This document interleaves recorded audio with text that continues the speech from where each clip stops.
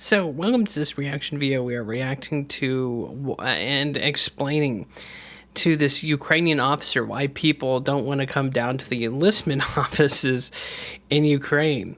So, here we go. Люди після вручення, після отримання повістки не прибувають до територіальних центрів комплектування та соціальної підтримки. Це найбільша проблема на сьогоднішній день. Чому у них ці страхи, ми зрозуміти не можемо. What are they scared of? We don't understand. You want a list? Okay, so at the very worst, you go to the enlistment office, you get conscripted, you put your life on the line, maybe you get injured, maybe you develop some kind of like mental damage from seeing your friends blown apart, your comrades, and the Ukrainian government doesn't fucking pay you. Yes, this is rumor. This has happened recently, where the Ukrainian government refuses to pay their soldiers. This is legitimately true. This isn't propaganda. So you have that. You have freezing your ass off in a trench, just waiting a rocket artillery barrage, waiting to be bombarded by artillery for weeks on end.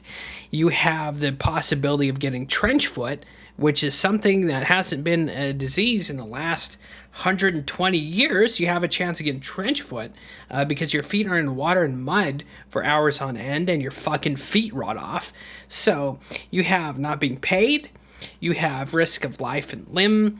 You have a corrupt government that if you've ever seen a picture of Mrs. Zelensky before and after the war, the size of her breasts have quadrupled because she had a boob job and you and I paid for that. So you have a corrupt government. You have a president, Zelensky, that's buying mansions, yachts, and essentially his friends and family are making bank off Western finance, and meanwhile, they can't figure out why people don't want to go show up to the conscription offices. Not that people just don't want to fucking die needlessly, so some other rich asshole can not pay the price. And this officer here, someone else very candidly in the comments said, everyone knows it's bad when she knows that just any average Joe off the street can be swooped up and like be sent to hellscape where she hasn't. And let's be honest, when it's draftees and conscripts, they're usually sent to the worst spots and usually involved in the worst defensive positions and the worst assaults. It happened during Vietnam. If you were a draftee, you were more than likely 85% fucked because you were being placed in a spot or a position where it was mostly often the worst because, if you volunteer, you're kind of held to a higher standard. And as well as, I'm going to speculate here that the Ukrainian generals and officers care more about their volunteer group and their units than they do the average conscript, because the conscript is basically just someone they scoop up off the street. And if you haven't seen that, the Ukrainian government's been doing that too, where they essentially kidnap people off the street and say, oh, you're fighting for us now. Чому нам от зробили такий імідж, що ти прибуваєш в ТЦК, і тебе через 2 години уже відправляють на передову? Because the war is probably more than likely going sideways for y'all. And people don't exactly want to answer a summons if they know they're gonna more than likely face fucking death and certain death. And all at the risk of not being paid either. Це все фейк, це неправда. It's Що fake, it's not відбувається true, з okay. людиною, яка все ж таки прийшла в центр комплектування, пройшла комісію, придатна до служби, всі призиваються до навчальних центрів. Там в залежності від навчання. This is just a story I heard through the grapevine, so take it with a great handful of salt. There was a volunteer that they sent conscripts, and they hadn't even been trained. Some of these guys didn't even know how to reload and operate their rifles. One of them blew himself up with a hand grenade because he's trying to put the pin back in the grenade. So, yeah, there's training centers. You're right. But this is from a Ukrainian soldier that told that story. So why would a Ukrainian soldier lie about that? Центру. Проходять підготовку. Стати на військовий облік, прийти до військкомату, коли ви отримали повістку. Це право все ж таки чи обов'язок? Це обов'язок кожного громадянина України.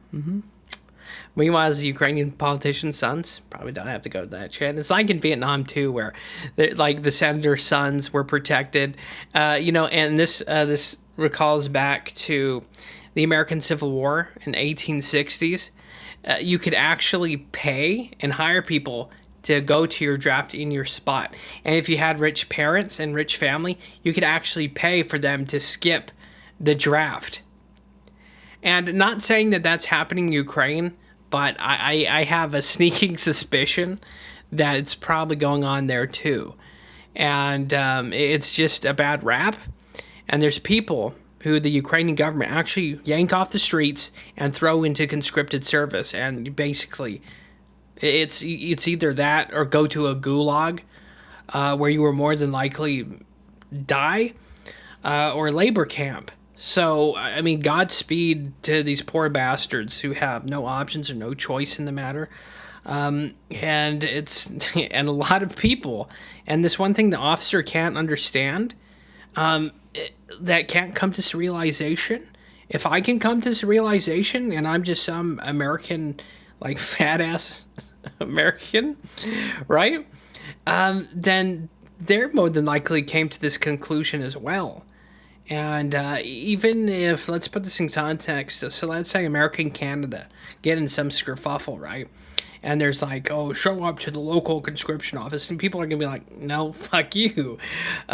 Because again, why should the average person, the citizen, put their life on the line for an elitist that's gaining tons of foreign aid, where their president's buying yachts, buying vacation homes, mansions, and buying his wife a new pair of tits? So, I mean, in the same equivalency, and here in the United States, probably the same thing would more than likely happen. So you can't blame people for being fucking scared and terrified that don't want to show up to the fucking conscription or the whatever they call it, summons to the enlistment offices, because a lot of people, the fear of death is real, especially when you have Russians, missile artillery, guided artillery, and you have fuel air bombs being used against you. These are kind of big things that just hang in the back of your head. What if I get fucking atomized by a fuel air bomb? And for what? So Zelensky can make more money? So the ruling class can make more money? So that's the same thing goes on the Russian side, right? I bet there's people who don't show up to conscription office. In fact, there's been people who shoot like commissars over in Russia. So it's not just a Ukraine-Russia thing. People are kind of don't want to die needlessly, so rich people can line their pockets more. And that's just a reality on both sides. And so with that, I'll close this video here. Hopefully you found it interesting, enlightening, but that's the situation, and I just felt like I had to react to that. So, yikes.